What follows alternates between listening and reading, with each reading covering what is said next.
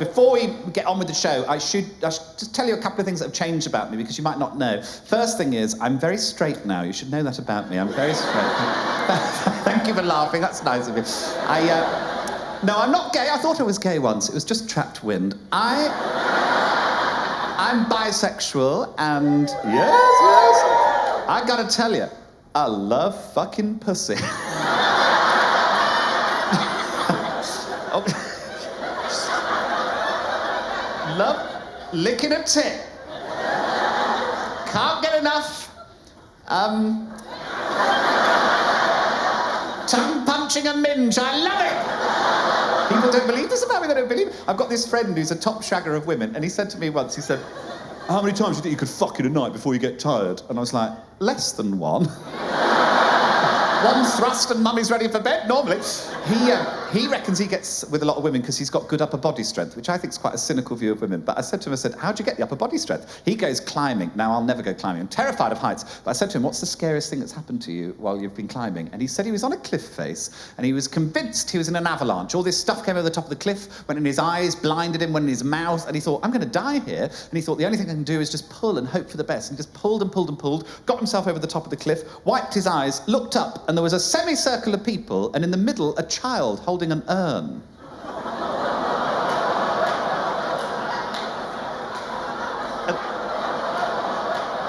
This little boy just went, "Grandma?"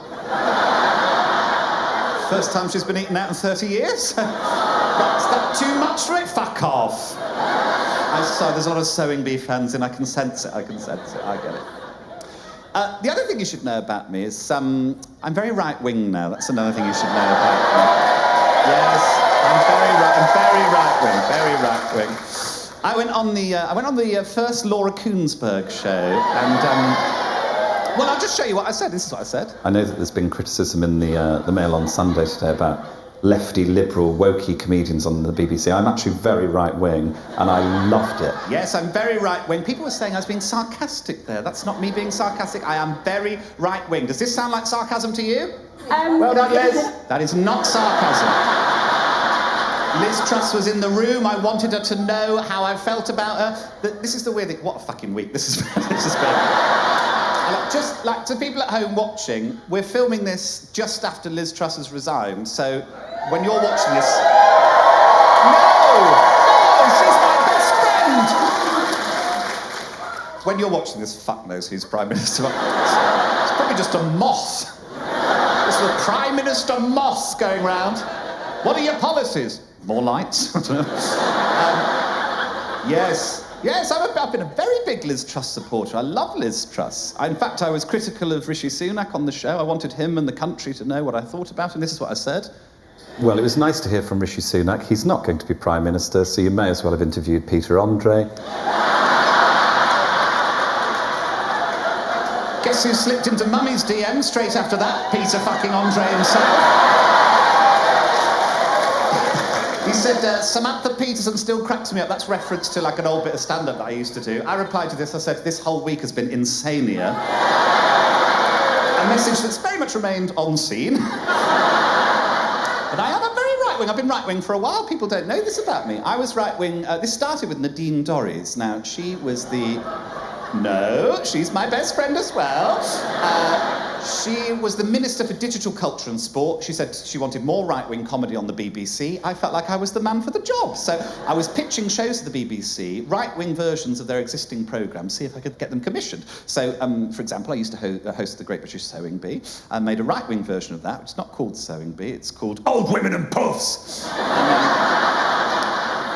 And the idea is everyone on the show's called Gary, and I go round and I say, "Oh, what are you making, Gary?" And Gary goes, "Swastika blanket!" BBC didn't want it, so pitched them a right-wing Gardener's World. Gardener's Britain, only white flowers, very strong borders. They didn't want it. Pitched them a right-wing Top Gear. It's exactly the same programme. I've actually come up with a game show which I think is quite good, but I haven't worked out the numbers yet. It doesn't really matter. Let's say it's a 100 grand jackpot, 10 contestants, 7 days to get a positive COVID test. I think you'd watch it. People scrambling around licking doorknobs in hospitals, you'd watch it. We'd call it, who do you PCR? Yes. I'm actually very anti-BBC these days as well, actually. I'm suing the BBC after what they did to me at Strictly.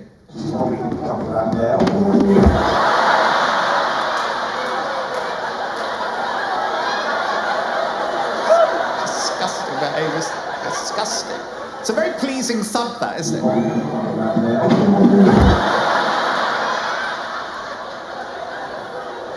Very right-wing, very right-wing. I've lost fans because I'm so right-wing, because Boris Johnson, who's my ride or die, when he was Prime Minister, for the first time, just in case, they can cut it if it doesn't happen, when he was Prime Minister, I like to be supportive of him, you know, I like to do a supportive tweet to him when he did Prime Minister's questions, this sort of thing. Don't let them get to you, babe, they're just jealous. That must have been tough, babe, proud of you. Don't rise to it, babe, I'm with Nadine, we're on your side, no matter what. People would reply to these tweets, they'd say things like this. Remind me never to book a ticket to see you. Oh dear, was a fan, bye. Seriously, you're losing fans. Time to confirm if it's a joke. Confirm if it's a joke! Exactly the sort of person you want in a comedy audience.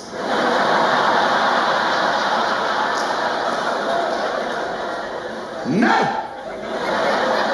I will never confirm if it's a joke. Tell you one person who didn't know if it was a joke. Nadine fucking Dorries. She retweeted it.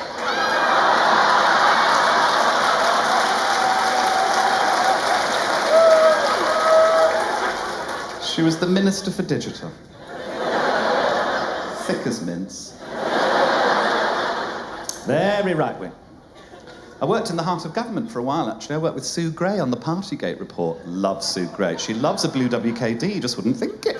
And we were working on the report, and I shouldn't have done it, I accept that now, but I just felt like the mood in the country is people wanted to see the Partygate report, and I leaked an early version of it to Twitter. I shouldn't have done it, but I thought it was fine. There's some naughty things in there, you know. A number of WhatsApp groups are established with names such as Definitely a Meeting, Wink, and Down It Street.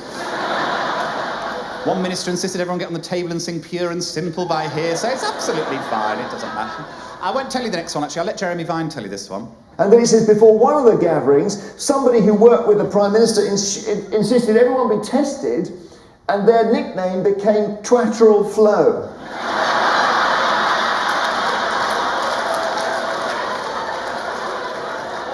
Got Jeremy Vine to say Twatteral Flo on daytime TV, so that's that ticked off the bucket list. I really like this as well. That's a nice move that he does there, isn't it? You'll notice Twatteral's been blurred there by his producer. You can't say Twatteral on daytime TV. Jeremy doesn't give a shit. After I'd leaked this report, I was looking through my Instagram DMs, and people were messaging me, and one of the messages was this. I work in Parliament for the Conservatives, and I think you need to know, your tweet this morning was read out as an actual serious leak from Sue Gray's report. You had MP staff literally running around panicking, panic dialing MPs. I can't believe she used the phrase, down it street. I get a lot of messages on Instagram. I thought it was probably bollocks. It's just someone taking the piss, isn't it? So I was like, go on then, prove you're in Parliament. They immediately sent me a picture of a bin. I was like, shit. This is real. And I've since had it verified. It is Senior Cabinet Minister, I can't say if it's Theresa May, and it was a Senior Cabinet Minister who thought this leaked report was real. The end of the report had the email account, itsallsuegravybaby@aol.com.